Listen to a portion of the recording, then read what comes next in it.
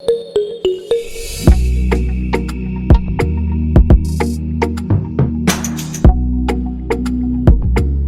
a triangle ABC, there are points D and E on AB and AC respectively such that AD by BD is equal to 4 by 3 and AE by CE is equal to 5 by 2. Find the ratio of DF by CF and BF by EF. ABC एक triangle है जहां पे D point AB पे है और ये divide कर रहा है AD by BD 4:3 में, तो ये रहा 4 यूनिट और ये 3 यूनिट। AC पे पॉइंट E है जिसको डिवाइड कर रहा है AE बाई EC 5:2 में। तो आपको फाइंड आउट करना है DF by CF, that imply ये वाला लेंथ निकालना है और FC इस वाले लेंथ का रेशियो। अब देखो यहाँ पे मास पॉइंट ज्योमेट्री कैसे आप यूज कर सकते हो बहुत आसानी से। मान लो A पे लगने वाला वेट हमने ले लिया M1 और B पे लगने वाला वेट ले लिया M2 और C पे लगने वाला वेट हमने ले लिया M3। देखो A पे अगर हम लाइन AC के थ्रू मास पॉइंट ज्योमेट्री लगाए तो अकॉर्डिंग टू इस टू डिस्टेंस के कारण यहाँ पे वेट कितना होना चाहिए 2 यूनिट का और यहाँ पे वेट कितना होना चाहिए 5 यूनिट का। ये क्लियर है।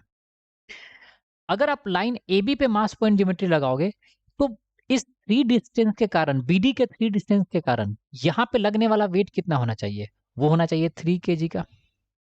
और इस 4 डिस्टेंस के कारण B2 पे लगने वाला वेट कितना होना चाहिए, वो होना चाहिए 4 kg का। ये क्लियर है।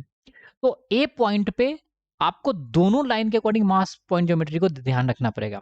तो यहाँ पे 3 है इस लाइन AB के कारण और लाइन AC के कारण 2 है। तो आप क्या कर लो, ये अज्यूम कर लो कि M1 का वेट कितना है 6 kg है।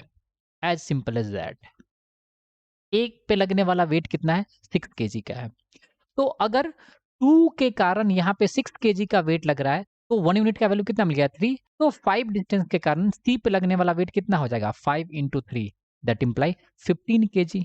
तो M3 का वैल्यू मिल जाएगा आपको सिंपली क्या 15 kg। ये क्लियर है। M1 का वैल्यू आपको मिल गया 6 kg। M2 का वैल्यू कितना होगा, अगर 3 के कारण लगने वाला वेट 6 है तो 1 यूनिट का वैल्यू 2 है, तो 4 के कारण यहाँ पे लगने वाला वेट कितना हो जाएगा simply 4 into 2 that imply 8 kg का वेट। तो अब आपको वेट पता चल गया।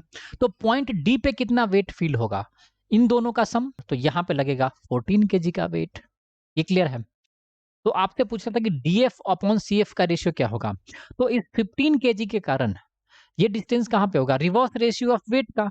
तो DF हो जाएगा आपका 15 और FC कितना हो जाएगा, यहाँ पे रिवर्स रेशियो ऑफ वेट, तो ये वेट यहाँ पे आ जाएगा 14 का। तो सिंपली आप DF अपॉन CF का वैल्यू लिखोगे तो आप क्या लिखोगे, वो लिखोगे 15 अपॉन 14 और यही आपका क्या होगा answer, as simple as that. Second में आपसे पूछ रहा था क्या BE अपॉन EF। तो BE अपॉन EF क्या हो जाएगा, यहाँ पे E पे लगने वाला वेट क्या होगा इन दोनों का सम, तो ये वेट कितना हो जाएगा 21 kg और B पे लगने वाला वेट आपको पता है। तो BF का डिस्टेंस कौन सा होगा, जो इस E पॉइंट का वेट लगेगा रिवर्स रेशियो में, तो यहाँ पे 21 लिख दोगे। और FE का कौन सा डिस्टेंस होगा, जो यहाँ का रिवर्स वेट है, तो यहाँ पे आप 8 लिख दोगे। तो ये मिल जाएगा आपको simply 21 upon 8। So I hope mass point geometry आपको क्लियर है। So thanks for watching the video. If you like the video do subscribe the channel and share the channel with your friend.